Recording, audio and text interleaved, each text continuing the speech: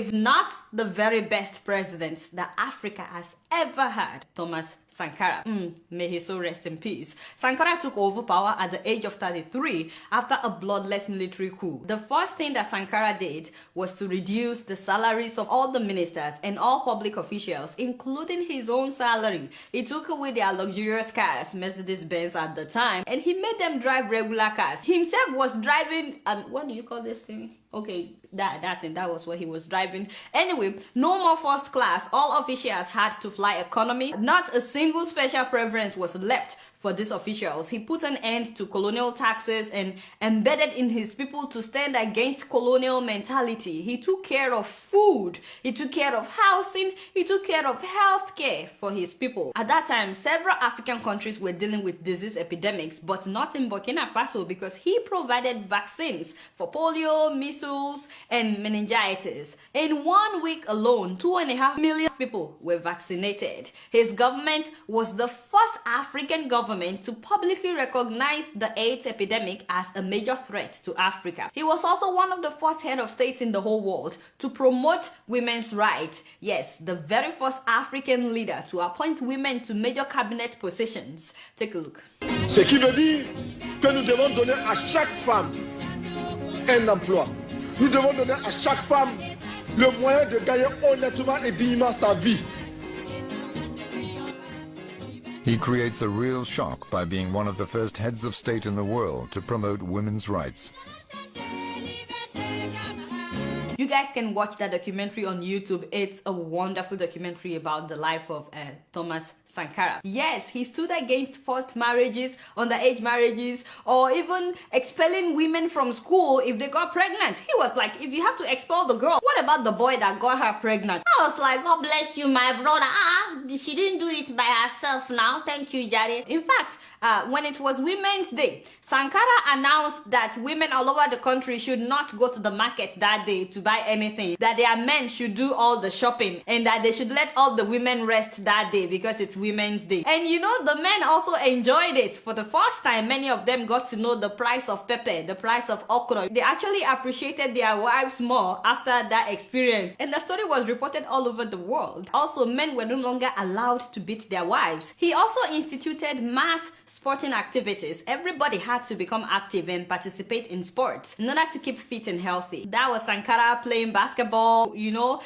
people were riding bicycles, and he had a campaign then that healthy body and healthy mind would reduce diseases. He also took environmental issues very seriously and insisted that they plant 1 million trees in order to encourage reforestation. God knows that we need that right now in so many places in northern Nigeria. He also constructed vast roads and railways and connected all the major cities together. At that time, they didn't have much money in Burkina Faso, but instead of relying on foreign aid, he told everybody to take part, and people were so glad to take part in building the railways and the roads. He actually discouraged his people from relying and depending solely on foreign aid. He also insisted that Burkinabe produce their own goods, and everybody, including officials, had to patronize Burkinabe products. Yeah, so clothes, food, everything, all made in Burkina Faso. They were producing their own food, wheat, and he facilitated good irrigation and fertilization programs.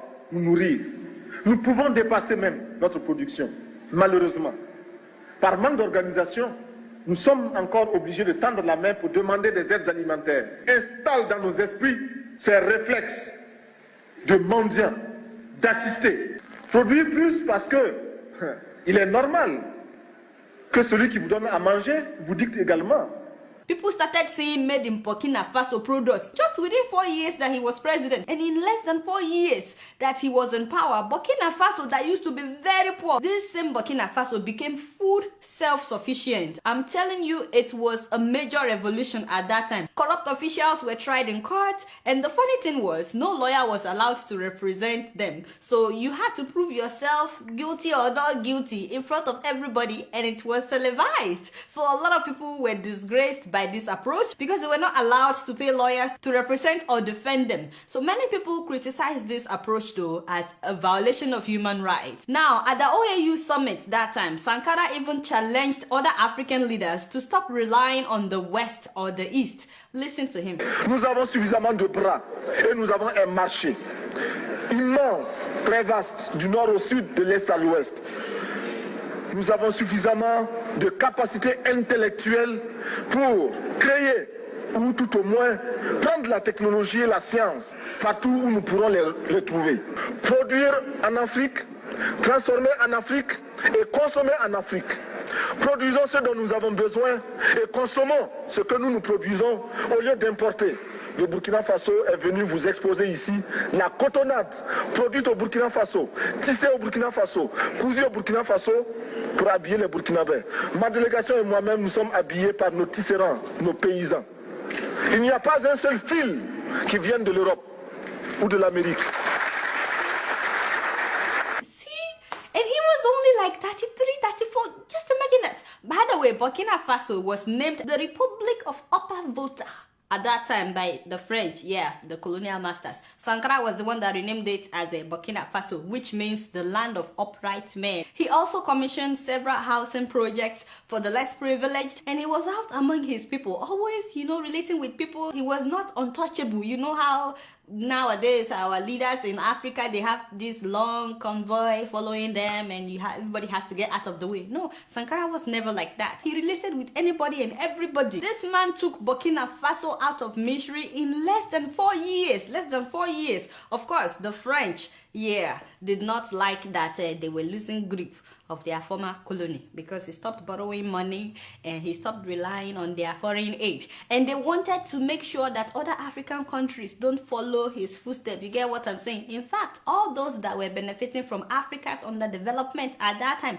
they were not happy to see Burkina Faso rising, becoming self-dependent. So guess what they did? They sponsored his very best friend from childhood to overthrow him. I'm talking about Blaise Compaoré, the same man that has ruled Burkina Faso for the last 27 years. So on October 15th, 1987, Sankara was killed by Compaoré's armed men. How ironic that Blaise himself was overthrown in the month of October. Just imagine what a coincidence. Compaoré's men killed Sankara and 12 other officials with a shower of bullets that dismembered Sankara's body completely. So they hurried and buried him in an unmarked grave, like a goat. There was no ceremony for Sankara's burial. They treated him like an animal. His wife and 2 children had to flee the country, and Compaoré immediately reversed nearly all of Sankara's policies. He was never repentant, by the way. He actually pretended that he was not the one behind the whole thing. The only thing he said was that, Sankara had jeopardized foreign relations with former colonial masters in France. I was like, what? That's the reason for you to kill the guy? Compaoré rejoined the International Monetary Fund and the World Bank, and he went right back to being a puppet in the hands of France. And once again, what would have led to true self-dependency and freedom in Africa was quenched by this man. The question is, would we learn a lesson from Burkina Faso? I mean, all the African countries where corruption is being celebrated today, can we learn from the Burkinabés? All the countries that have dictators in power, when will you guys have your own revolution? But as much as I admire Thomas Sankara, the man whose legacy will never die, it actually reminds me of the fact that in Africa, we kill those we should celebrate, and we celebrate those we should get rid of.